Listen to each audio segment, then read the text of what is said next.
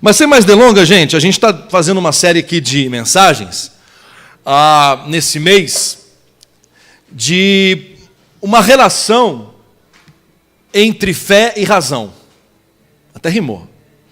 Uma relação entre fé e razão. O que a gente, como Café e Pique, está propondo? A gente está propondo que não há uma divisão entre fé e razão. Há um complemento. Há uma aliança, há uma integralidade. Deus não usa só a fé para falar com você. Deus usa também a razão. E mais do que isso, Deus não tem birra com a ciência. A ciência, nós do Café e Pica acreditamos que a ciência anda de mãos dadas com Deus. Deus é o criador de toda a ciência. Deus deu ao homem a possibilidade, amém, né, irmão?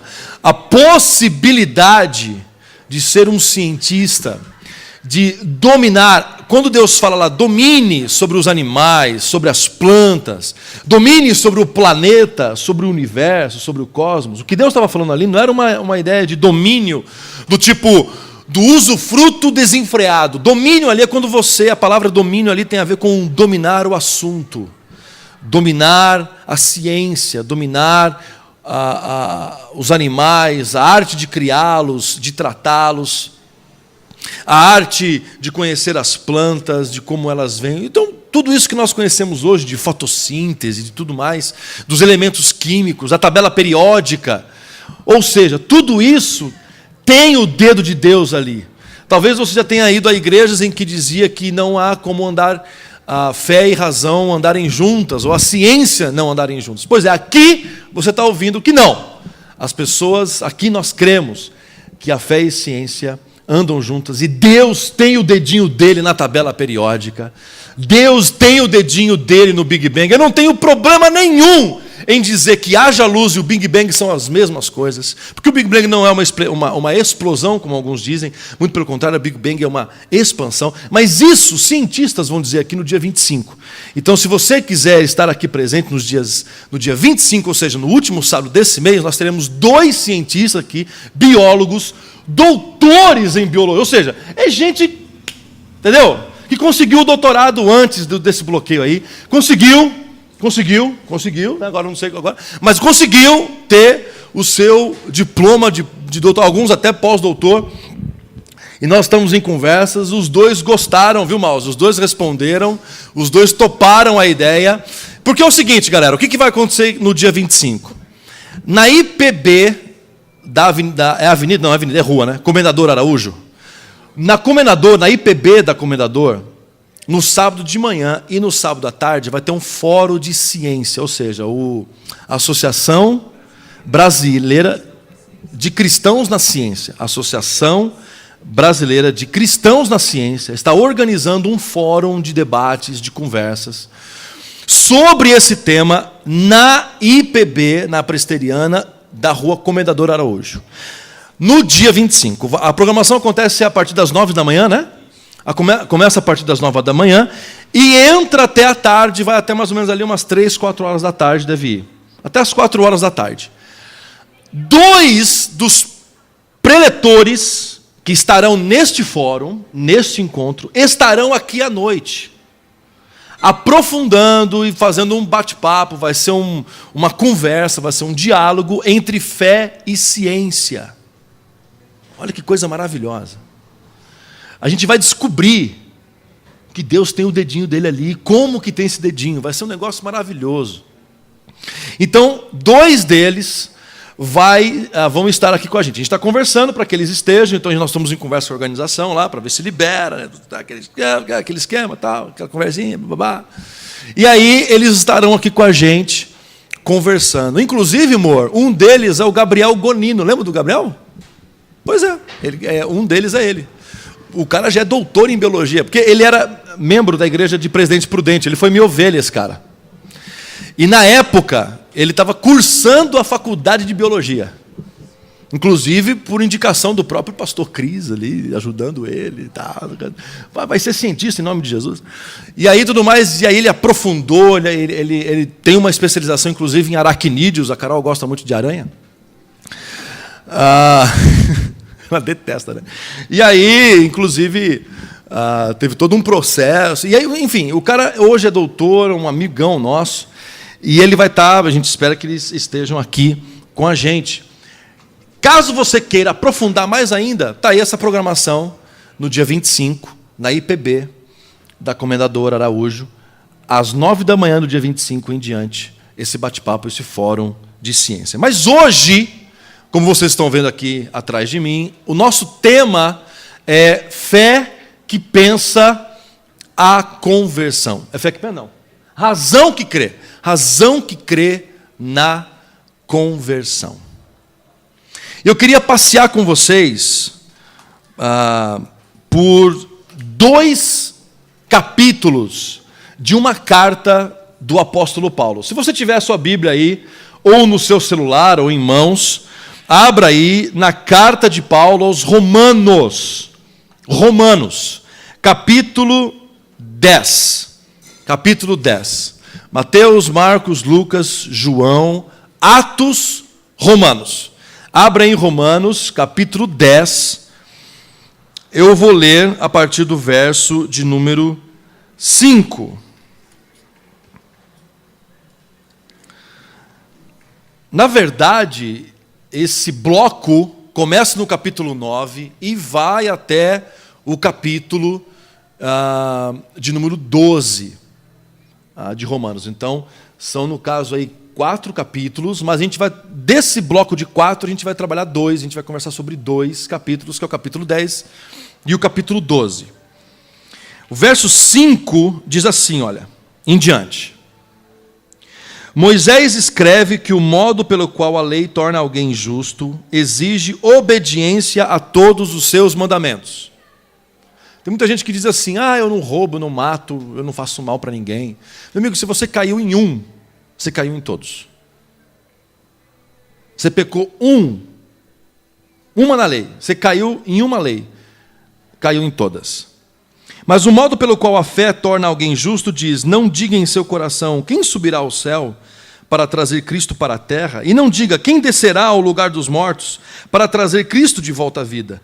Na verdade diz, a mensagem está perto, e está em seus lábios e em seu coração. E essa mensagem é a mesma que anunciamos a respeito da fé. Se você declarar com sua boca que Jesus é Senhor e crer em seu coração que Deus o ressuscitou dos mortos, será salvo.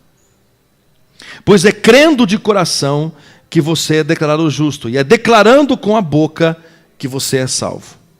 Como dizem as Escrituras, quem confiar nele jamais será envergonhado. Nesse sentido, não há diferença entre judeus e gentios, uma vez que ambos têm o mesmo Senhor, que abençoa generosamente todos que o invocam. Pois todo aquele que invocar o nome do Senhor será salvo. Mas como poderão invocá-lo se não creram nele? Agora aqui é um outro bloco, que Paulo está fazendo uma outra jogada. E como crerão nele se jamais tiverem ouvido a seu respeito? E como ouvirão a seu respeito se ninguém lhes falar? E como alguém falará se não for enviado? Por isso as Escrituras dizem, como são belos os pés dos mensageiros que trazem boas notícias. Nem todos, porém, aceitam as boas novas, pois o profeta Isaías disse, Senhor, quem creu em nossa mensagem? Portanto, a fé vem por ouvir, isto é, por ouvir as boas notícias a respeito de Cristo. Mas eu pergunto, o povo de Israel ouviu de fato a mensagem? Sim, eles ouviram. Sua mensagem chegou a toda a terra e suas palavras alcançaram os confins do mundo. Volto a perguntar, será que o povo de Israel entendeu? Sim, eles entenderam. Pois foi no tempo de Moisés, Deus disse, provocarei seu ciúme por meio de um povo que nem sequer é nação. Provocarei sua ira por meio dos gentios insensatos. E mais tarde Isaías se pronunciou com ousadia. Fui encontrado por aqueles que não me procuravam. Revelei-me àqueles que não perguntavam por mim. A respeito de Israel, porém, diz, o dia todo abri meus braços para eles, mas foram desobedientes e rebeldes. Vai lá para o capítulo 12. Portanto, irmãos, capítulo 12, verso 1.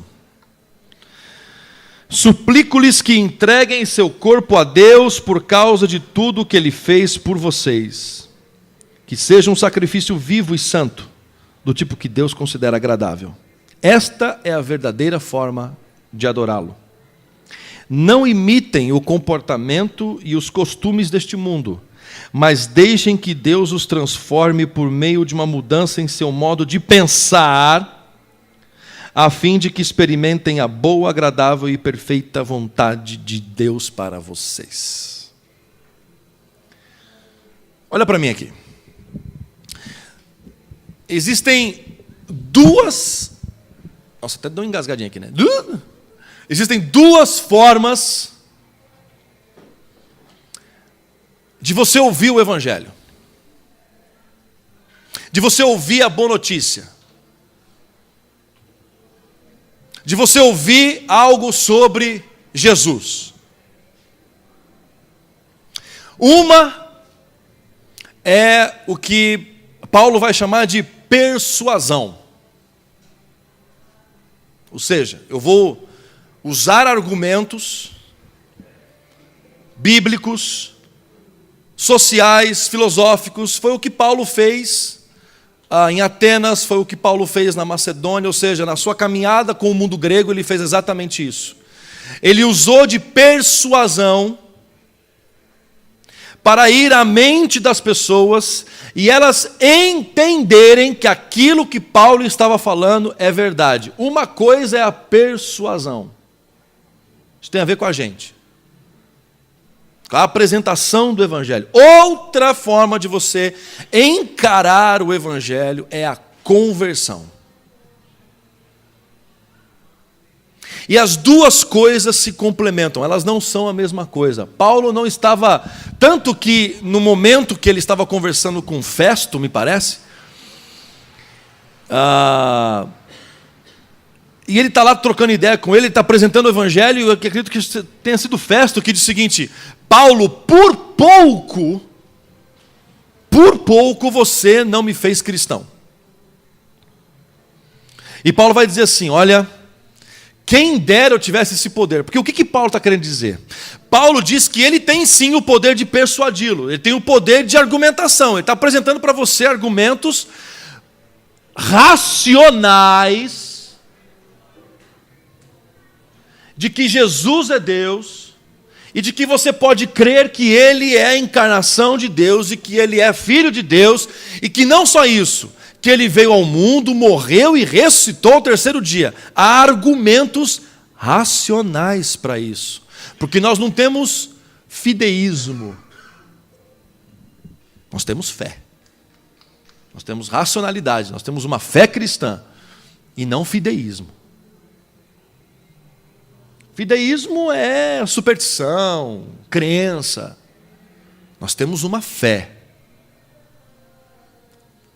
A questão dessa fé se tornar em algo verdadeiro, transformador, arrebatador, que estoura você de dentro para fora, isso não é ação humana, isso é ação do Espírito Santo. É Deus que vai falar com você, é Deus que vai agir em você, enfim, é o Espírito de Deus que vai falar, que vai agir, que vai usar a sua mente, que vai usar o seu raciocínio. Aí você pode dizer para mim assim, ô Cris, então quer dizer que do jeito que você está me dizendo aí, pessoas não escolarizadas não vão ouvindo o Evangelho. Pois é, você está confundindo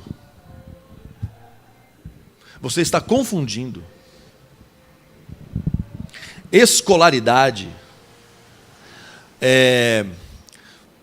capacidade acadêmica com raciocínio.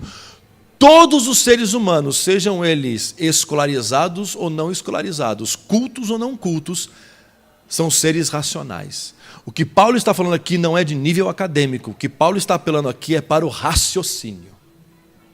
Não é para a academicismo, não é para o academicismo, é para o raciocínio, é para a racionalidade. Meu pai não tem faculdade, meu pai tem apenas, nem completou direito a 4ª série. E o evangelho foi explicado para ele e ele entendeu.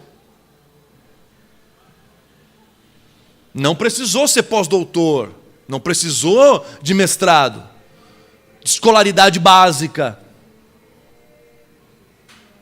Aliás, Jesus vai dizer que ele se revela aos pequeninos. E essa expressão pequeninos não tem a ver com estatura física. Tem a ver com a vulnerabilidade física, social, de escolaridade. Os pequeninos têm a ver com aqueles que são marginalizados. Aqueles que não tiveram acesso a muita coisa. Ou talvez até não a muita coisa, mas o básico das coisas, vamos dizer aqui assim. Jesus está dizendo que os seus pequenos são os vulneráveis. São aqueles que, de repente, a religião usa para manipular. Usa o seu poder de persuasão para o mal. Para manipular e enriquecer e fazer e jogá-los numa máquina, numa engrenagem, num sistema que não liberta, mas escraviza. Eu disse isso em algumas ocasiões aqui, que a religião te promete liberdade, mas escraviza, e Jesus te promete escravidão e te liberta. Jesus te promete escravidão. Você é meu servo, você vai fazer aquilo que eu quero que você faça. Aqueles que me amarem, me obedecerem, vão ser salvos e vão andar comigo e tudo mais. Aí você acha assim, mas tem que obedecer, promete uma certa escravidão. É quando você entrega, a graça vem e diz, está vendo? É por amor, não é por obrigação. Não é para alcançar o céu.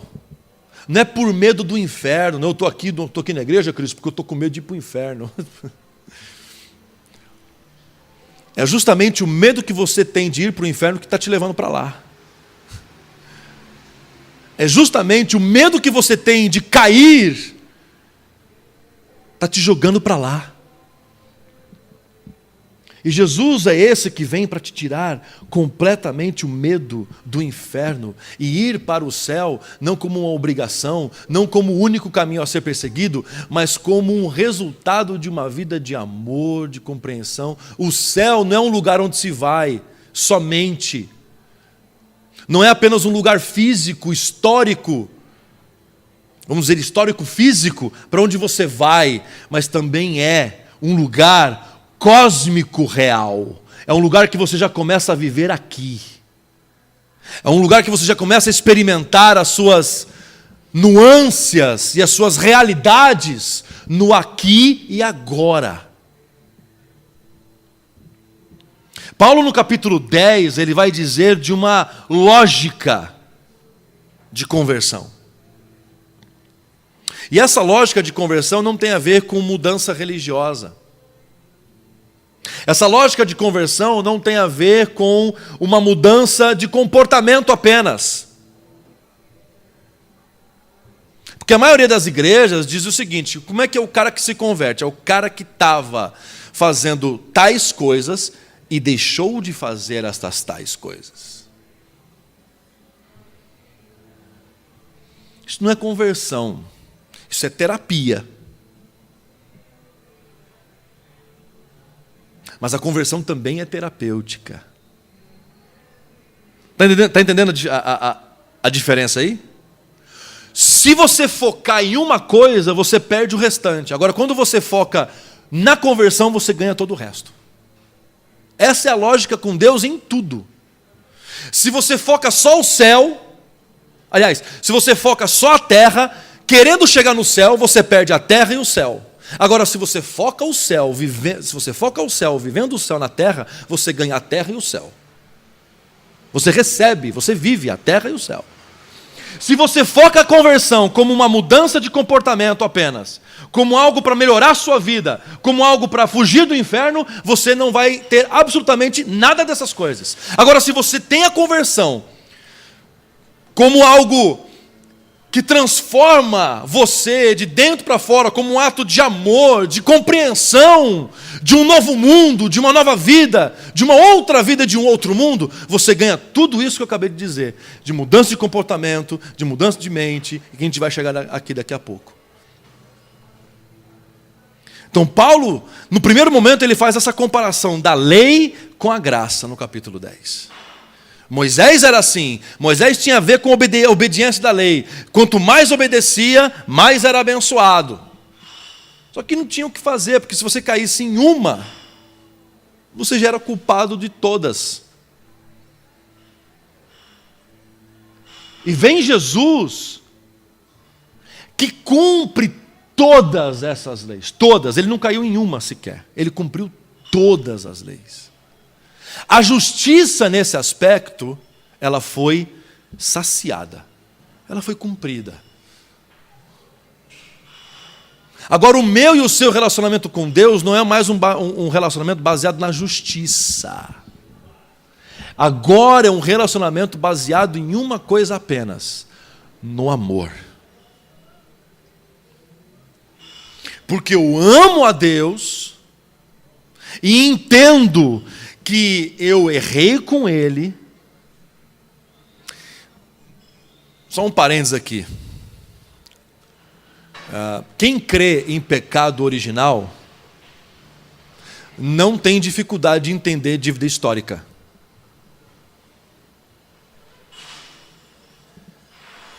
Está entendendo o que eu estou querendo dizer aqui ou não?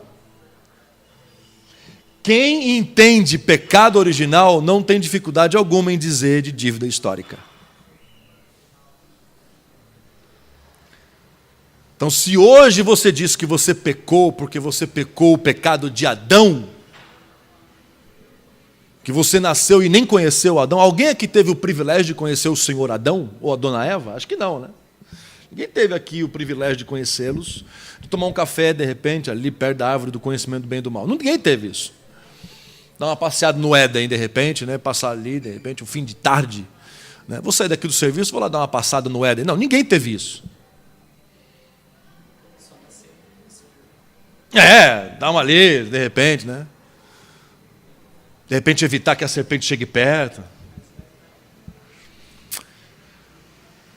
Então, se eu entendo que eu sofro consequências de pecados cometidos pelos meus pais, você falar de cotas para negros nas universidades, não há problema nenhum em você dizer com isso como dívida histórica.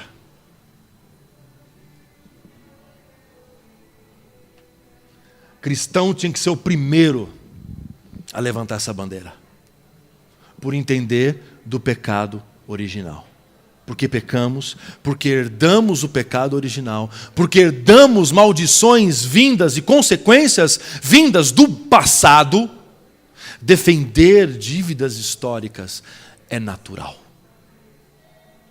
É natural eu fazer com que os negros entrem na faculdade, em trabalhos, em serviços e tudo mais, por consequências de atos feitos durante mais de 300 anos de escravidão só no Brasil, fora a consciência pecaminosa de pecado e de racismo presente dentro da nossa estrutura social. Fecho parênteses. Continuando. Quando você entende o pecado original e você alcança a boa notícia de que essa dívida histórica, não só física, não só mundana, mas cósmica, que você pode estar aqui no mundo e dizer assim, vou sair do mundo e vou, de repente, sei lá para Netuno, vou lá para a Lua, vou lá para a galáxia de Andrômeda. Estou fora do mundo. Não, a consequência, ela não é terrena, ela é cósmica. Onde você estiver no cosmos, você está em pecado. Onde você estiver no cosmos, o pecado já chegou antes de você lá. A questão é que Deus disse antes da fundação do universo, antes que Ele dissesse haja luz, Ele disse haja cruz. Antes de acontecer historicamente o sacrifício de Jesus, que aconteceu aí alguns anos atrás, né? Alguns tempos atrás, alguns anos, algumas décadas atrás. Antes que isso acontecesse historicamente, houve, antes da fundação do mundo, dentro do cosmos, dentro de uma realidade completamente fora tempo, tempo e espaço, antes das joias do infinito, Deus já havia estalado o dedo. Deus já havia antecipado o desaparecimento dos humanos. A diferença da Guerra Infinita para a Bíblia é que na Guerra Infinita, quando Thanos estala o dedo, 50% some. Quando Adão estalou o dedo, 100% era para ter sumido. Era para ter se desintegrado. Mas quando Adão estalou o dedo, quando Satanás ficou, porque o diabo é isso, ele fica atazanando você para fazer a cagada. Aí quando você faz,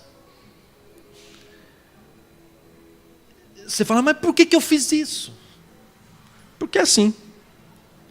Aí quando ele foi, estalou o dedo, ele falou assim, nossa, eu vou morrer agora. E ele percebeu que não morreu, não sumiu, não desintegrou. Porque alguém já havia estalado o dedo antes. Alguém já havia se sacrificado antes. Alguém já havia se entregado antes. A questão é que esse estalo cósmico aconteceu historicamente nos dias do primeiro século, ali pelos anos 33, 34, possivelmente, depois de Cristo. Onde Jesus estala o dedo e para que todos os outros vivam, Ele morre. Só que Ele é o Criador das gemas do infinito. E não são as gemas que o matam. Ele volta. Porque Ele é o Senhor do tempo, do espaço, da vida. Ele é o autor e consumador de toda a vida. Não é a vida que o mata e não é a morte que o ressuscita. Ele é dono de tudo isso. Ele controla todas essas coisas. E no terceiro dia... E agora eu vou misturar um pouco as mitologias aqui. Eu saio da Marvel e vou para Star Wars. Ele... empurra a pedra com o poder e ele sai lindo, maravilhoso, glorioso, porém irreconhecível. E quando ele sai glorioso, irreconhecível, ele traz a notícia da sua ressurreição para as pessoas que menos tinham credibilidade naquela época. As mulheres. E não só para qualquer mulher, meu caro Mouse. Ele me disse para a mulher que ele havia expulsado 7 demônios. Maria Madalena. A considerada prostituta, porque a Bíblia nunca disse que ela foi uma prostituta. Aliás, faz uma relação aí criminosa a respeito de Dona Maria Madalena, que, biblicamente falando, não existe. Isso aí é tradição que veio da Idade Média. Mas estava lá a Dona Maria Madalena, chorando, porque sumiram com o corpo do seu Salvador. Essa mulher que tinha menos condições de falar sobre a respeito da ressurreição, é ela a primeira mensageira a receber do próprio Jesus que ele havia ressuscitado. Maria. E os olhos daquela mulher se abriram. E ela foi para tocar o Senhor Jesus diz, não Maria, não me toque, ainda não subi para o meu pai.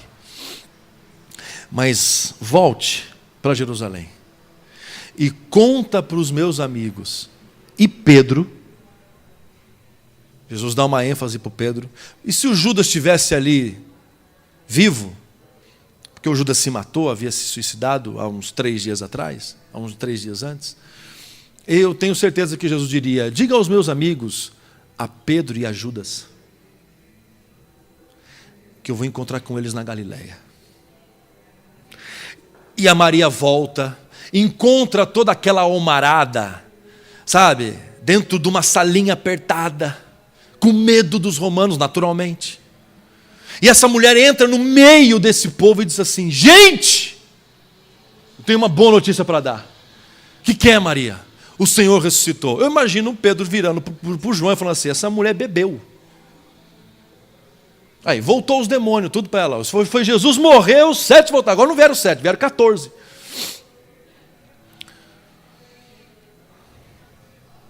As mulheres. E eles ficam em dúvida, e eles ficam todos malucos com aquilo. E Pedro, diz o texto, sai correndo e vai direto para o jardim do túmulo. Vai ele e João. João fica para o lado de fora da tumba, mas Pedro entra e encontra os tecidos que foram usados para cobrir Jesus dobradinhos na cabeceira do lugar. Jesus não ressuscitou apenas, como a gente faz, levanta de manhã e deixa a coberta toda. Não, Jesus arrumou a cama. Jesus arrumou lá, deixou.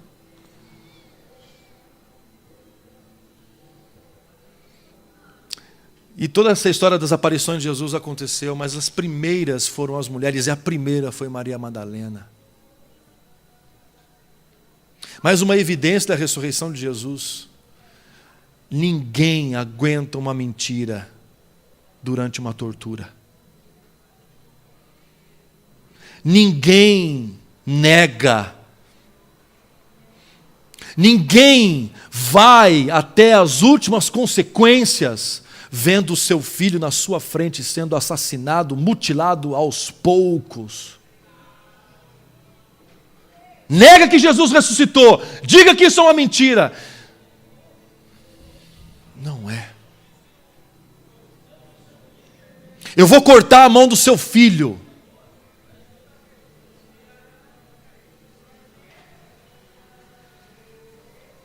Eu vou arrancar os olhos, eu vou jogá-los aos leões e aos ursos no Coliseu. Eu vou junto. Mas isso é uma mentira. Não é. Meus olhos o viram.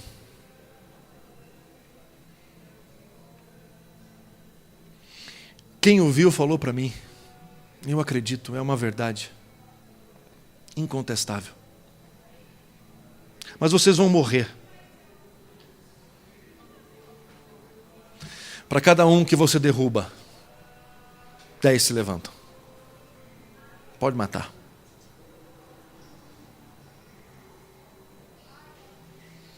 Mas eles não morriam porque um caía e 10 levantavam, eles morriam porque era verdade. Nós tivemos no Brasil recentemente delações premiadas, onde as mentiras não resistiram a prisões domiciliares.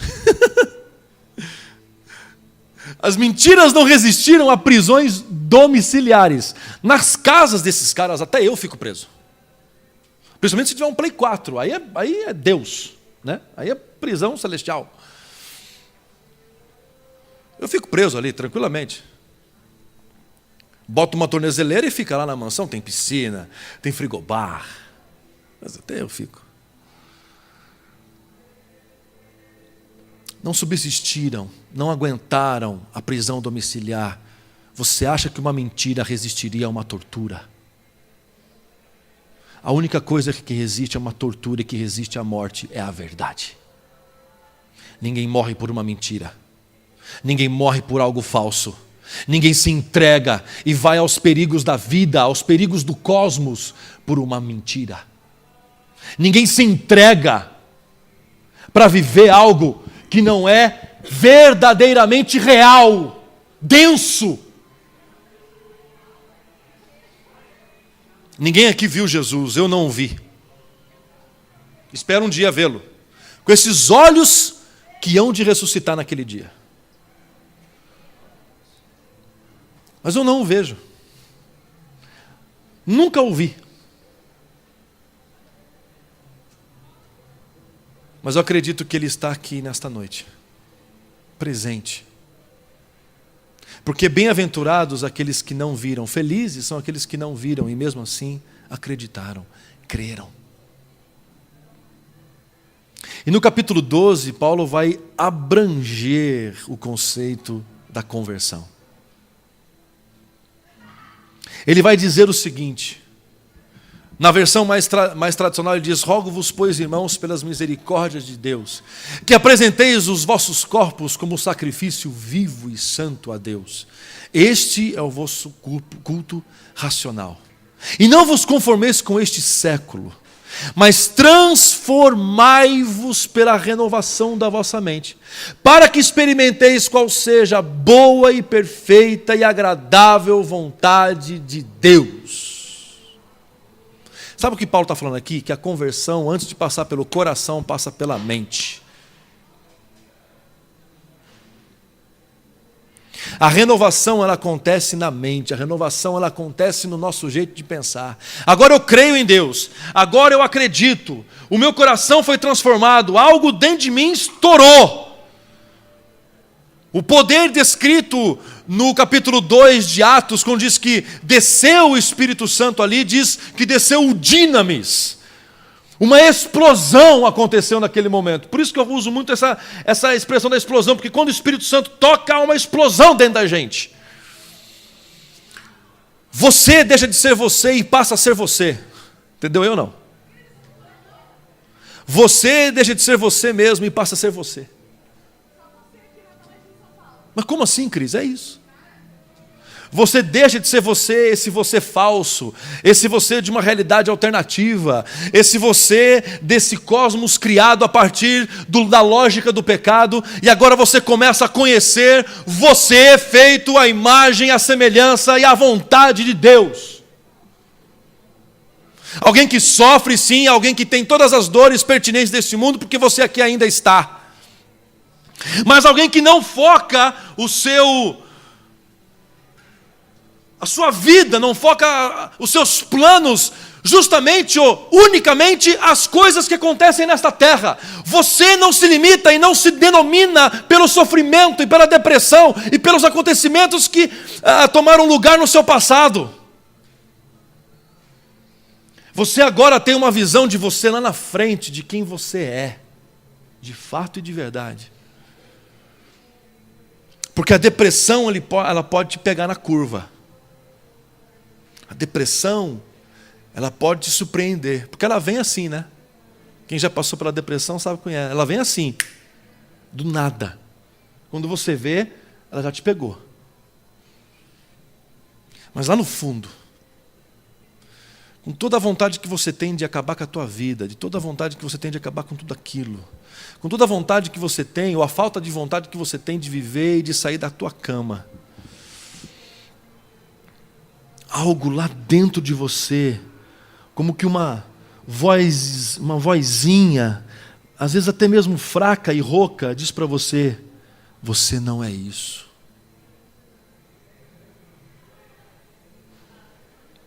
Esse não é o teu fim. Esse não é você.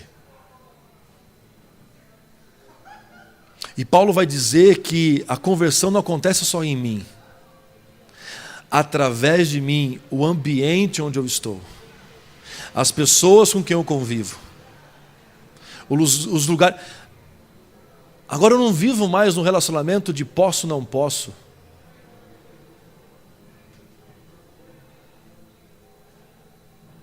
Agora o meu relacionamento com Deus é por onde quer que eu ande,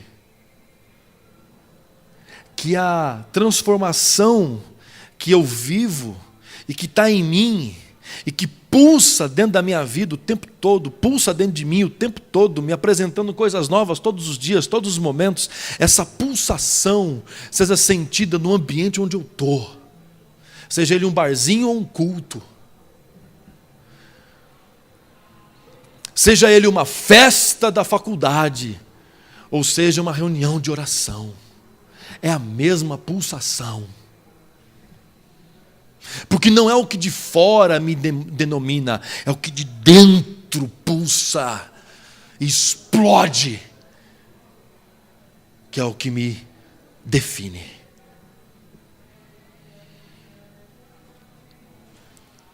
Em 90, década de 90, alguns de vocês aqui não eram nascidos, mas aconteceu uma onda muito forte, que era a onda de evangelismo, mas o evangelismo, um lado legal, mas evangelismo entre aspas, que era o seguinte: alguns lugares, principalmente em cidades pequenas como Rancharia, cidade onde eu sou natural, você não podia ir a certos lugares, porque se você fosse a certos lugares, por exemplo, o baile do Havaí, sabe o baile do Havaí? Não podia ir no baile do Havaí. Aliás, quem fosse no baile do Havaí, falou: você viu o que aconteceu? Você viu o irmão? Nessa hora é irmão. Você viu o irmão? O que foi que aconteceu com ele? Ele foi no baile do Havaí.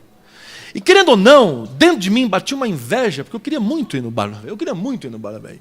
Conhecer o baile do Havaí. Meus amigos todos iam no baile do Havaí. Minha tia ia no baile do Havaí. Eu nunca fui no baile do Havaí em Rancharia. Nem depois de casado, de adulto, no baile do Havaí. Nunca fomos no baile do Havaí. Colocar os colarzinhos do Havaí. Nunca fui no baile do Havaí. Tanto aconteceu... Eu não sei se ainda existe o baile do Havaí Rancharia. Ainda tem, o baile aqui não, né? Mas o baile do Havaí... Se vocês terem uma noção do nível do negócio, teve uma vez que o palco do baile do Havaí caiu. Sabe o que aqueles crentes falaram? Graças a Deus. Os caras tiveram prejuízo. A banda. Graças a Deus que ninguém se machucou. Que eles não estavam tocando na hora. Foi no período do break ali, eles tocavam o intervalo, eles saíram do palco, tal, foram comer alguma coisa, o palco caiu com toda a aparelhagem deles, instrumentos musicais, tiveram um baita de um prejuízo. Mas os crentes falando que graças a Deus caiu o palco, é Deus mostrando. Quer dizer, o meu Deus é um Deus que derruba palco para mostrar alguma coisa. Que Deus fraco é esse, né? Que derruba palco do baile do Havaí de Rancharia para mostrar a sua glória. Quer dizer, alguém aqui já ouviu falar de Rancharia? Não. Quanto mais que o palco caiu lá do baile do Havaí.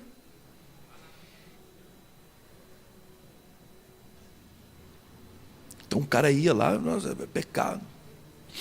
E aí começou uma onda do seguinte: não, eu estou indo para quê? Para evangelizar. Ah, não, aí dava legitimidade. Não, o cara está indo lá para o quê? Mas não, ele está indo lá para evangelizar. Aí tinha uns outros, são pior, porque a coisa só vai piorando. Os crentes assim, foram piorando, né, ao longo dos anos.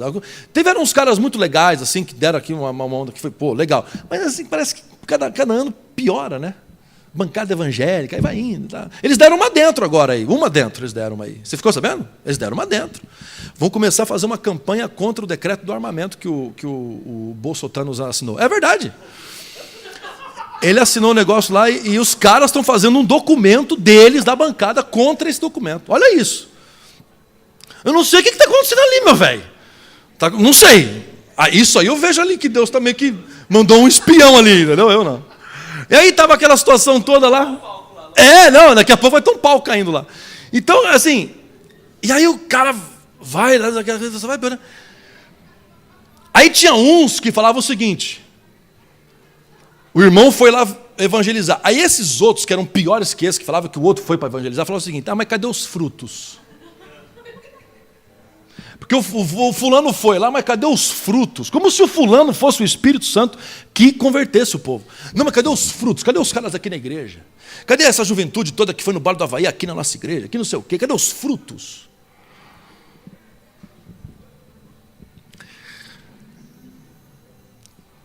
Está vendo que esse evangelho que eu estou propondo para vocês não tem absolutamente nada a ver com isso?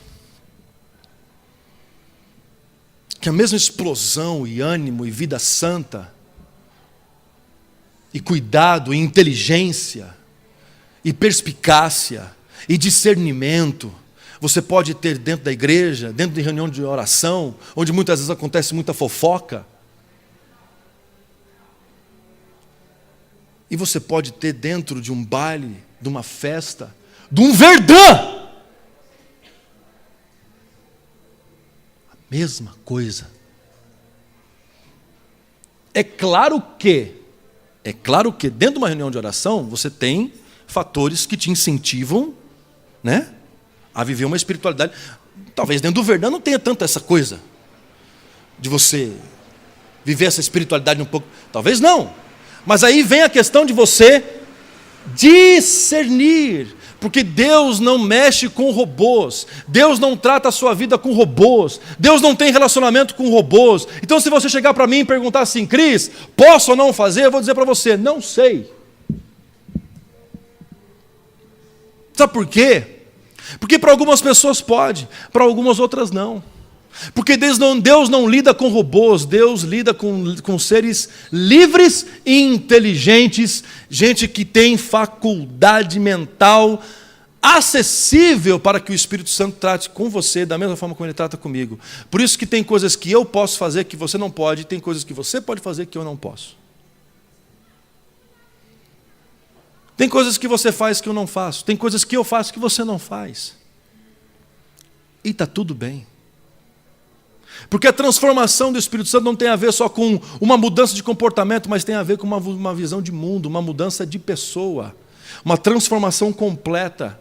Por isso a imagem da borboleta, porque vem essa ideia de larva, uma coisa completamente, e de repente você tem uma metamorfose ali, onde aquela larva tem um outro corpo, uma outra visão, utensílios, órgãos diferentes daquela larva. Por quê? Porque Jesus se transforma em uma outra pessoa. Jesus não quer que você seja uma pessoa boa. Jesus quer que você seja uma outra pessoa. Porque de boas intenções, o inferno está cheio. Deus quer que você seja uma outra pessoa.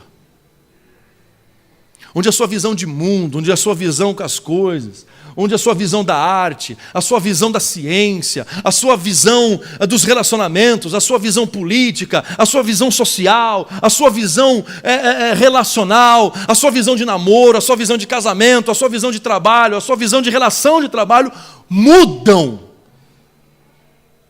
Porque é de dentro para fora, não é de fora para dentro. Não é o pastor, como muitos lugares fazem, ditam as regras para vocês. É Jesus que dita as regras. É o Espírito dentro de você que dita as regras. Eu não sei que tipo de Jesus, e aqui eu quero encerrar, eu não sei que tipo de Jesus você se relacionou até hoje. Eu brinco, todo mundo sabe aqui as brincadeiras que eu faço com respeito a isso, com amigos ateus que me procuram e dizem assim, Cris, eu não acredito em Deus. Eu falo, dependendo do Deus que você não acredita, eu também não. Tem deuses que os ateus não acreditam, que eu também não acredito. Esse Deus de mercado, esse Deus falso, de uma prosperidade em que você dá dinheiro, em que você vive dentro da igreja, em que você se arrisca, em que você se põe em risco, e muitas vezes, para a bênção, para que você alcance o favor celestial. Esse Deus eu não acredito. Eu não acredito do Deus curandeiro, do Deus que tem hora marcada, terça-feira do milagre, sexta-feira da oração forte, sábado do arrastapé de Jesus, não sei. Da balada do cristão, não sei, você dá o nome que você quiser. Eu não acredito nesse Deus de hora marcada, de agenda, que obedece às minhas agendas, que obedece às minhas intenções. E se você não foi curado é porque você não tem fé, ou porque você não passou pelos 7 dias, pelos 7 caminhos, pelas 7 quinta-feiras das bênçãos do Gabriel. Não sei, você dá um nome aí. Eu não sei, eu não acredito nesse Deus de oração fácil, de milagre, de milagre. Eu creio em milagre. Eu, minha esposa, nossa família já vivenciou milagre, mas não foi com hora marcada. A violenta mão de Deus, a violenta fé, desse Deus eu não creio. Com esse Deus eu não tenho relação. Com esse Deus não tem a minha adoração. O Deus que tem a minha adoração é aquele que chamou a violência toda do mundo para si mesmo. O Deus que eu creio disse antes de bater neles, bata em mim. O Deus que eu creio é aquele que, essa cruz é minha. Não, mas é deles. Não, é minha. Porque bandido bom é bandido que ressuscita crendo em mim. Bandido bom é aquele que está pregado na cruz dizendo, lembra-te de mim quando entrares no teu reino. Se bandido bom é bandido morto, então vamos todo mundo para a cruz, porque eu estou aqui com um auditório cheio de bandido, cheio de gente mau caráter, cheio de gente que não tem a mínima noção de gente de bem. Você não é gente de bem, você não é gente boa, você tem a maldade no teu coração, assim como eu tenho. Você, se pisar no teu calo, você vai chutar. Se der um tapa, der um murro em você, você vai esmurrar. Se fechar você no trânsito, você vai xingar. Você vai correr atrás, você vai. Se pegarem a tua filha, se pegarem a tua mãe, se pegarem o teu pai, você vai querer vingar. Porque é você, sou eu, a maldade está dentro da gente. Romanos capítulo 3 vai dizer, não há gente de bem, não é gente que faz o bem, não há nenhum justo sequer, não há quem busque, não há quem adore a Deus. Por isso que Jesus falou assim, gente de bem, então sou eu. Então o gente de bem não sai às ruas, o gente de bem vai para a cruz. O gente de bem foi à cruz e morreu como um criminoso, entre criminosos, pedindo perdão para o mundo. Pai, perdoa-lhes porque eles não sabem o que fazem. Para que eu e você tivéssemos hoje, no dia 11 de maio de 2019, ouvindo a notícia, a boa notícia de que você é alguém perdoado, você é alguém perdoada, você tem agora a possibilidade de viver uma vida como você nunca viveu, que agora você tem a oportunidade de você viver a vida como você nunca experimentou antes, tanto altos como baixos.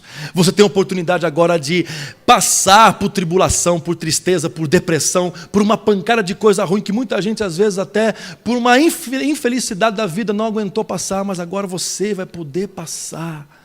E olhar para o pastor e dizer, o Senhor é meu pastor e nada me faltará. Não é que só vai me faltar condições, não vai me faltar problema, não vai me faltar tribulação. O Senhor é meu pastor, por isso que nada me faltará, nada. Tanto coisas boas quanto ruins. Mas Ele é o meu pastor, é Ele que me guia, é Ele que me conduz. É Ele que muda a minha visão de mim mesmo, e das pessoas, e das situações. Eu não sei como você entrou aqui hoje.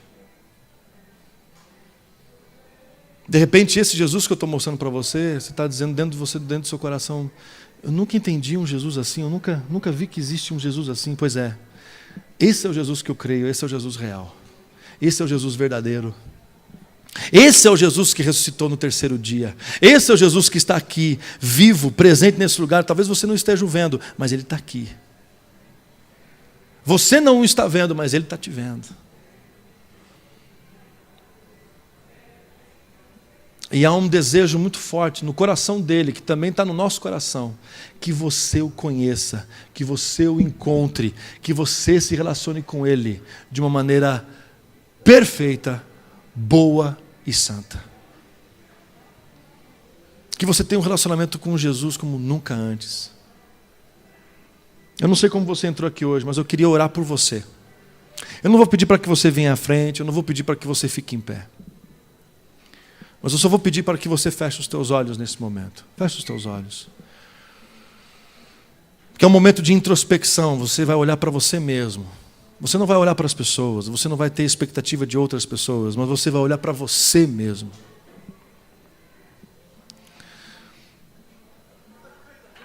E eu vou fazer um convite a você. Jesus vai até onde você está. Jesus vai te encontrar onde você está sentado e onde você está sentada. Eu só quero saber se hoje essa mensagem fez sentido ao seu coração. E que hoje você quer mudar de vida, hoje você quer ter um relacionamento com esse Jesus. Que hoje foi mostrado para você algo que talvez revolucionou a sua maneira de ver as coisas. E é com esse Deus que você quer se relacionar, é com esse Jesus que você quer se relacionar. Então, se é isso, eu só quero que você faça um sinal para mim com a sua mão. Se você levantar a sua mão, eu vou entender que Deus quer falar com você, que você quer. Então, levante uma das suas mãos que eu quero orar por você. Amém, amém. Mais alguém? Amém. Amém, amém, amém. Louvado seja Deus por essa noite. Mais alguém? Pode levantar uma das suas mãos. Faz o sinalzinho que eu quero orar por você. Eu quero orar por você. Louvado seja Deus. Amém. Pai Santo, tantas pessoas. Obrigado, Senhor, pela noite de hoje. Obrigado, Senhor, porque essas pessoas te conheceram e estão dispostas a te conhecer ainda mais. Oh Deus, eu peço em nome de Jesus, visita essas pessoas nesse momento, que essa explosão que me alcançou um dia, alcance essas pessoas também, Pai. Que essa paixão, essa vivência, alcance essas pessoas também, Pai. Alcance esses teus filhos, essas tuas filhas, que hoje desejam conhecer o verdadeiro Jesus. Aquele que ressuscitou no terceiro dia. Aquele que a Maria Madalena viu pela primeira vez. Aquele que Pedro e João viram. Aquele que os discípulos no caminho de Emaús encontraram.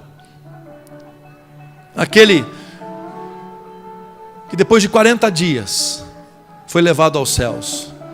E mais de 150 pessoas o viram subir. Pai, que esse Jesus vá se revelando a nós, vá se mostrando a nós, aos poucos. E que a gente cresça no conhecimento, na graça, no relacionamento com o Senhor. Em nome de Jesus. Amém. Você que levantou a mão, olha aqui para mim. Eu quero te dar alguns passos para te ajudar nessa caminhada. Nós, como Café e Pique, nós queremos ajudar você nessa caminhada. Nós gostaríamos que você viesse aqui aos sábados, ouvisse a palavra de Deus, dando sequência. Nós temos um planejamento de um ano inteiro de mensagens, de temas e tudo mais. Para vocês terem uma noção, no sábado que vem nós vamos falar sobre vocação, sobre a continuidade, tá? O que eu faço agora com essa conversão? Eu recebi Jesus, eu quero me relacionar com Ele, tá? Agora o que eu faço com isso? Sábado que vem a gente vai falar sobre isso. O que você vai fazer com isso? Eu gostaria que você viesse, que você andasse com a gente, que a gente te conhecesse. Nós queremos conhecer vocês. Então tem eu, o Cris, tem o Mouse aqui na frente, tem a Jéssica, tem o Tiago lá atrás, né, Tiagão? Tem o Tiago, tem a Carol, enfim, tem gente boa aqui, tem o Mateus, que querem te conhecer, que querem andar com vocês, que querem fazer amizades com vocês, para você não ter essa caminhada sozinha. Se você de repente veio aqui a convite de alguém, gruda nesse alguém, para que esse alguém também seja um amigo, uma amiga nessa caminhada. Se você veio aqui, de repente entrou e está aqui, cara, a gente quer te conhecer, a gente não quer que você ande sozinho. Tá bom? Então a gente quer passar essas dicas para vocês. Tem outras, mas essas outras dicas vão acontecer durante a caminhada, durante o nosso bate-papo, do nosso relacionamento. O café está aberto, galera. Vocês podem, aos visitantes, por favor, não saiam sem vocês tomarem o cafezinho, ou o cappuccino, ou o Nescau, enfim. Essa bebida é gratuita para você. E também não sai antes que a gente conheça você também, tá bom? Deus abençoe, galera. Até sábado que vem. Valeu. Tchau.